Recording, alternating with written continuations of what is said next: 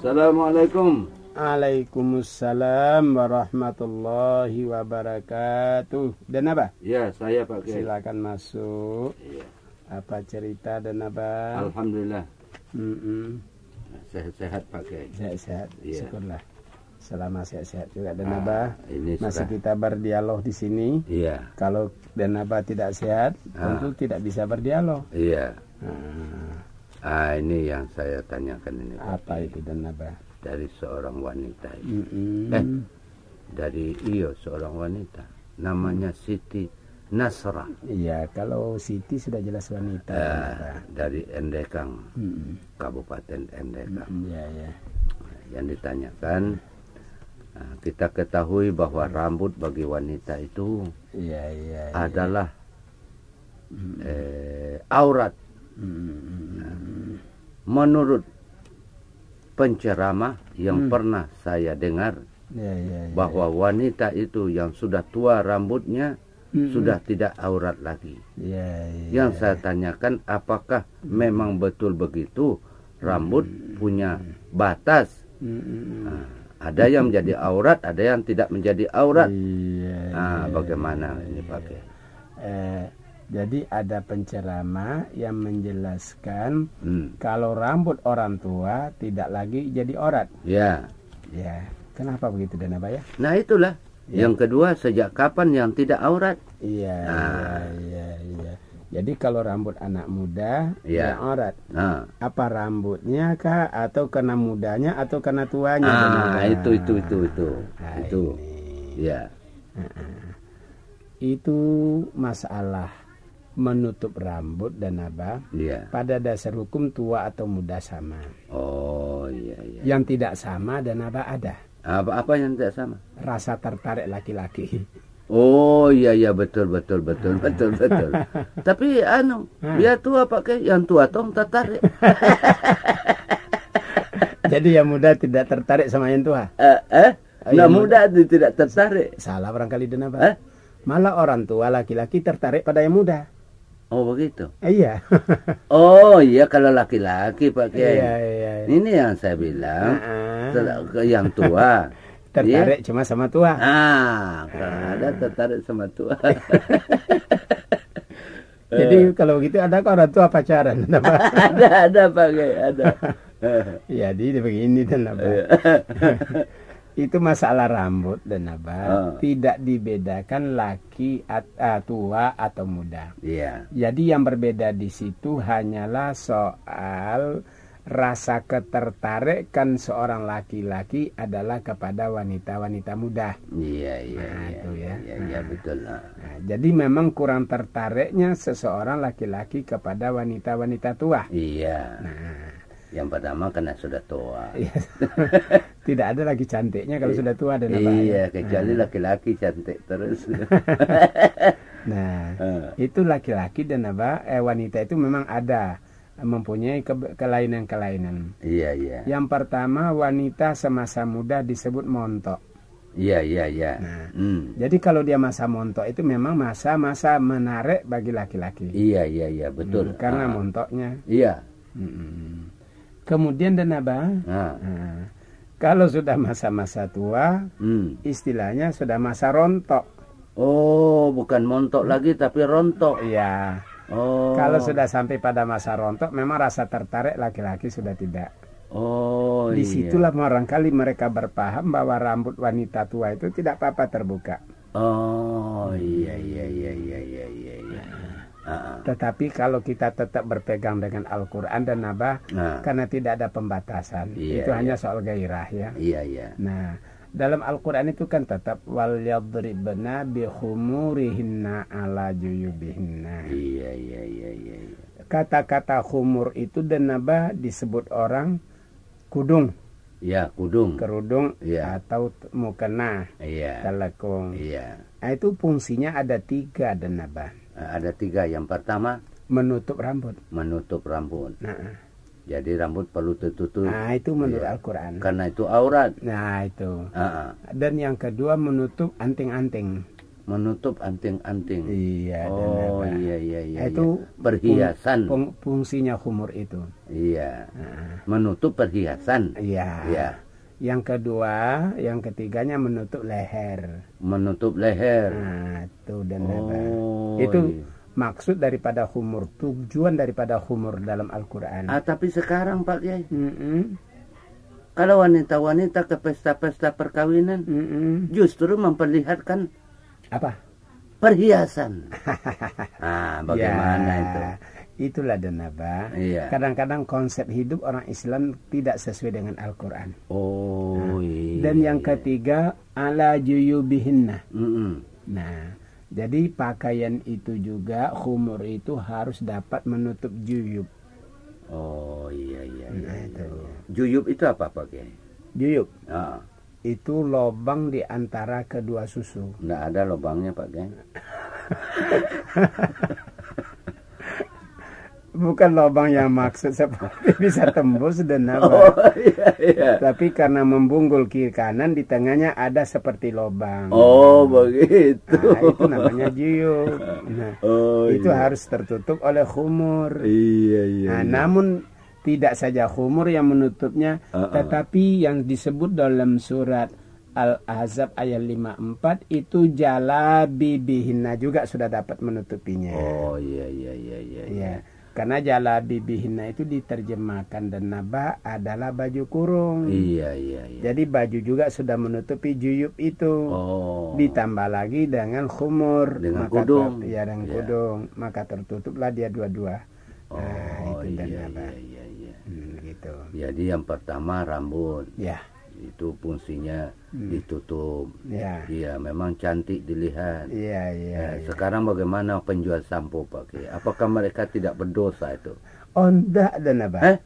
Kenapa bisa berdosa penjual sampo? Sama saja penjual sabun, penjual sampo dan apa? Oh, sama aja. Iya. Bagaimana kalau orang-orang di televisi dilihat-lihat kan sama orang. Itu lain cerita. Lain cerita. Oh iya. Itu namanya orang bisnis dan kebetulan bukan orang muslim dan apa. Oh iya. Jadi kalau penjual sampo boleh. Iya. Bagaimana kalau dia tutup dengan kerudungnya? Baru di dalamnya apa istilahnya itu dan apa yang bikin gatal kepala itu? Oh iya. Apa itu kan namanya itu yang bikin gatal kepala? Iya, kan kalau kepalanya kutu tidak kutu saja pakai. Kutu aja ya. Iya, kutu saja. Ya, itu sebenarnya bukan kutu dan apa itu karang-karang kecil itu apa namanya? Ya saya juga tidak ingat namanya itu dan apa. Itu bukan membuat menggatal kepala. Bila disampo maka dia keluar, kepala jadi bersih, rasanya nyaman. Jadi menjual sampo itu tidak salah dan apa. Oh iya. Laki-laki tidak gata-gata rambutnya pakai. Ada dan apa. Ada ya. Ada. Jadi itulah cuma lamanya laki-laki bersampo dengan wanita, mungkin wanita agak lebih cepat disampo, mungkin sekali 5 hari, 4 hari sudah perlu dia sampo karena rambutnya panjang. Lantas anunya bisa banyak tumbuh. Itu pantas saya lihat dulu Pak Kiai. Bapaknya. Itu di kampung-kampung itu biasanya dengan kelapa. Ya. Atau lagi dengan apa namanya itu? Yang ditumbuk itu. Iya, istilah balimau. Balimau. Iya, dan apa. Jadi memang tidak berdosa. Memang adat istiadat kita sudah begitu memang. Iya. Lalu sejak kapan Pak Kiai? Apa? Yang tidak aurat wanita itu. Yang tidak aurat. Sejak kapan? Iya. Mulai anak itu sudah balik. Jadi kapan rambut itu dipandang sebagai aurat? Seperti yang dicantumkan di dalam hadis, waktu Siti Asma mau ke rumah kakaknya. Siapa itu Asma? Itu adalah anaknya Abu Bakar. Asma. Bersaudara dengan Aisyah. Iya. Lantas setelah dia pergi ke rumah kakaknya Aisyah, bertemu dengan Nabi. Iya. Di mana pakaiannya jarang, seperti baju bodoh. Iya. Sehingga Nabi menegur, "Hai Asma, kalau wanita sudah haid, tidak pantas dilihat kecuali cuma ini dan ini. Apa ini dan ini? Ini itu Nabi rupanya menunjuk muka dan menunjuk telapak tangan. Nah, itulah yang boleh dilihat. Nah, itu memberitahu kepada kita dasar yang dikatakan aurat buat wanita dan naba. Iya. Oh, jadi di situ ya ini dan ini. Ya. Artinya muka dan telapak tangan. Ya, berarti rambut sudah harus ditutup. Iya. Nah, begitu dan naba. Oh ya. Selesai, Mi? Iya. Jadi kalau wanita mulai kapan? Ialah Iya. kalau dia sudah dewasa. Iya. Nah, itulah saudara Siti Nasrah jawaban terhadap pertanyaan Anda. Iya. Nah, ini ada lagi Pak Kiai. Apa lagi dan naba? Dari saudara Abdul Hafid. Iya. Bagaimana? Ini pembicaraannya begini. Apakah memang ada di dalam kitab suci Al-Quran dan hadis Nabi bahwa di permulaan puasa sampai dengan 3 hari adalah puasa termasuk kebatinan? Dengan kata lain, lahir dan batin. Jadi selama melaksanakan puasa selama 3 hari itu betul-betul mengurung di dalam rumah. Dan kalau memang ada, tolong dijelaskan. Iya. Begini dan di surat apa, di mana ayatnya itu, kalau ada. Ya. Jadi mereka menganggap 3 hari 1 sampai 3 itu puasa untuk batin. Iya. Sebagai untuk batin mereka tidak boleh keluar rumah, mengurung diri selama 3 hari. Iya. Itu namanya puasa batin. Iya. Lewat 3 hari bagaimana dan apa? Lewat 3 hari. Oh, puasa batin sudah selesai. Oh, begitu. Tentu begitu. Nah, sebenarnya selama Ramadan itu puasa lahir batin kena semua. Oh, iya. Kita puasa 1 bulan lamanya, siang malam, itu berarti puasa lahir dan puasa batin. Betul. Oh, iya. Dari segi apa lahir? Tidak makan, tidak minum. Segi apa batin? Ingat Allah, bahwa ini perintah Allah yang dijalankan. Oh, ya, tidak omong cabul. Iya. Tidak omong zur. Ini namanya selalu ingat Allah. Iya. Ini namanya batin dan apa? Betul. Saya ini puasa kenapa? Karena Allah. Nah, Allah melarang makan, iya. Allah melarang mengadakan bohong, iya.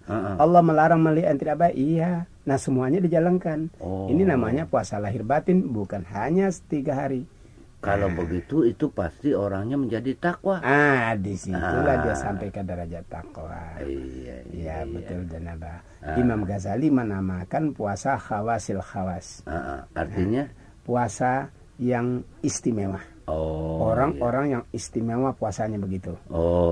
Kalau kita katakan puasa yang sampai ke derajat takwa atau puasa yang berkualitas yang sampai ke derajat takwa. Iya. Itu dan apa? Kedua lagi Pak Kiai. Apa lagi dan? Apakah bedanya pengertian baku sentuh dengan bersentuhan? Karena saya pernah baca di dalam buku penerbit Bandung bahwa baku sentuh dengan bersentuhan itu sama. Dan juga menyatakan bahwa kalau kita sudah mengambil air wudhu tidak batal apabila kita baku sentuh siapa saja.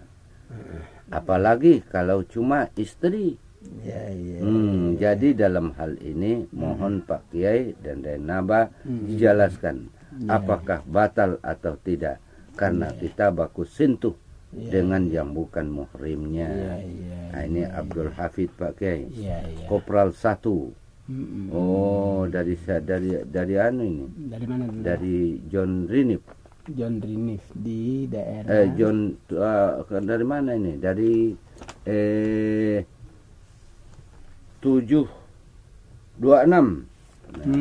John Rinif. Iya. Begini dan Abah.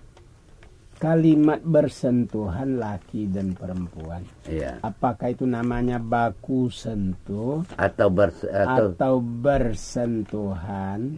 Sebenarnya kalimatnya ialah sengaja atau tidak disengaja.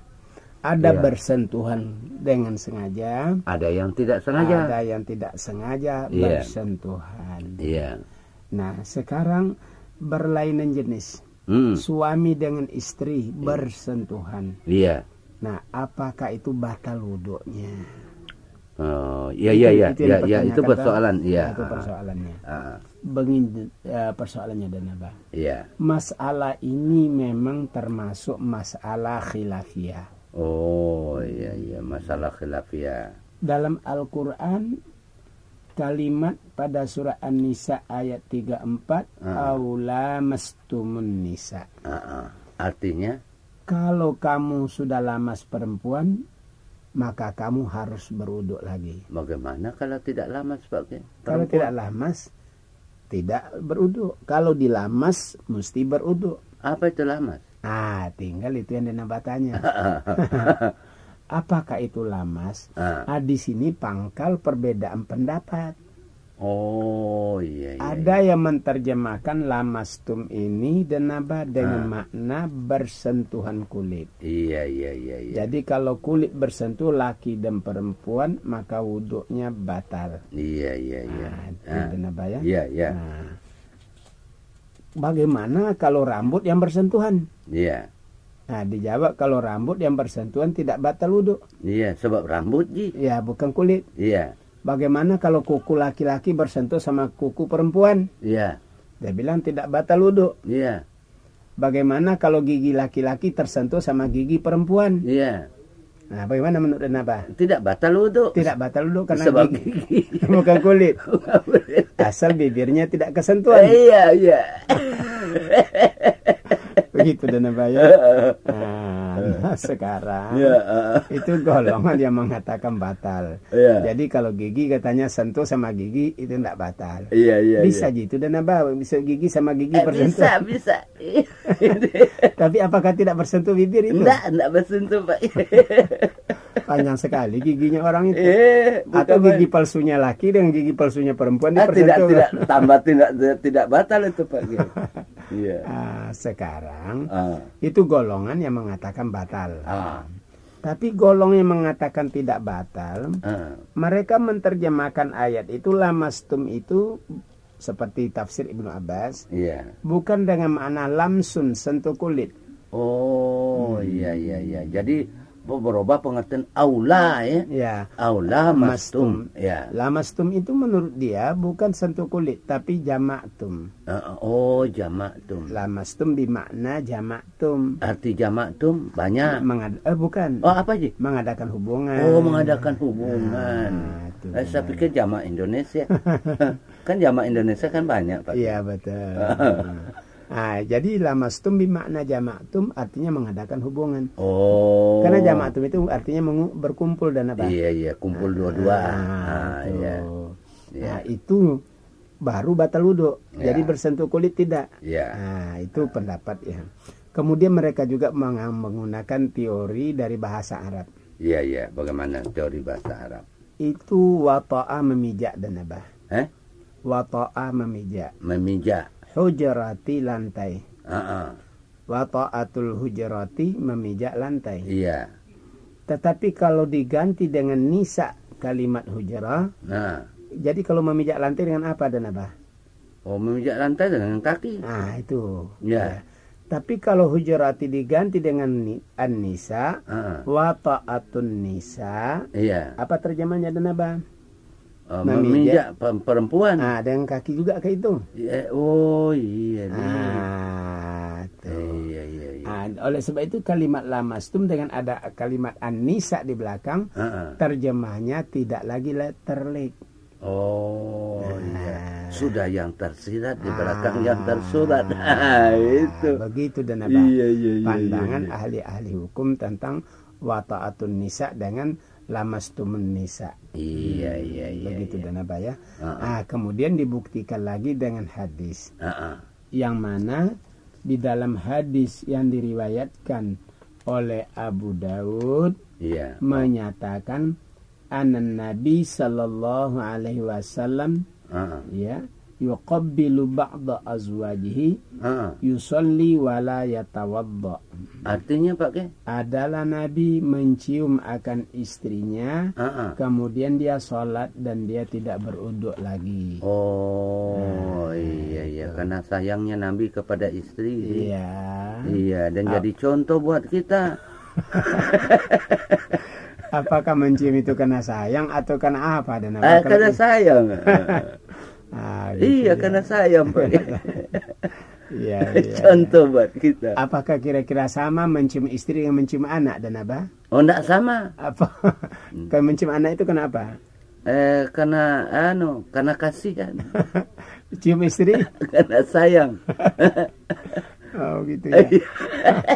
Saya kira tidak dan apa? Enggak, mencium istri itu ada gairah. Oh, iya ada gairah. Kalau mencium anak kan ada gairah. Oh. Gairahnya ada, sayangnya ada. Oh, begitu. Gitu, iya. Iya. Begitu jadinya. Jadi bertolak kita dengan pendapat yang berbeda ini terserahlah kepada masing-masing. Iya. Mana yang mau mereka pakai? Kalau saya pakai, saya pakai jamaktum itu. Jamaktum ya. Iya. Iya. Sebab masalahnya pelaksanaannya sulit Pak Kiai. Ya, apa sulit? Kalau kita pergi ke Mekah naik haji, selalu disentuh orang. Ya? Iya, kadang-kadang tersenggol istri, kadang-kadang bukan bersenggolan lagi Pak Kiai. Malah dipegang. Iya. Kalau tidak hilang istri kita. Iya begitu. Jadi kalau saya lebih baik itu Pak Kiai. Iya. Sekianlah Saudara Abdul Hafid jawaban terhadap pertanyaan Anda. Iya. Masih ada waktu Pak Kiai? Silakan dan apa? Ini lagi ada utang lagi Pak Kiai. Iya, utang apa dan apa? Utang kepada orang, tapi tidak disampaikan. Ini pertanyaannya dulu Pak Kiai. Dari saudara siapakah namanya nih? Muhammad Jufri Setiawan. Iya. Dari Tenggara, Maluku Tenggara. Oh, jauh dan. Iya. Dari Maluku Tenggara. Ini pertanyaannya. Saya memang seorang perantau yang berpindah-pindah dari daerah satu ke daerah lain. Dan pernah saya pinjam uang 10.000 pada teman untuk pulang ke daerah perantauan yang semula. Dan berjanji untuk dikembalikan sesampainya di tempat tujuan saya. Namun sampai saat ini uang itu belum saya kembalikan. Pernah saya titip uang itu kepada orang, namun tertinggal saat kapal akan berangkat. Dan saya kirimkan surat melalui pos sesuai alamatnya, namun hasilnya nihil. Pertanyaan saya, bagaimanakah caranya uang dapat saya kembalikan, sedangkan dia sudah tidak berada di tempat lagi? Apakah itu termasuk dosa besar dan haram hukumnya dan agama Islam? Nah, bolehkah saya sumbangkan uang itu ke masjid supaya terlepas dosa saya? Mohon penjelasan Pak. Begini dan apa? Masalah utang. Istilah agama sudah ada dan apa itu, atau istilah peribahasa. Utang dibayar, piutang diterima, menjemput mengantarkan, meminjam mengembalikan.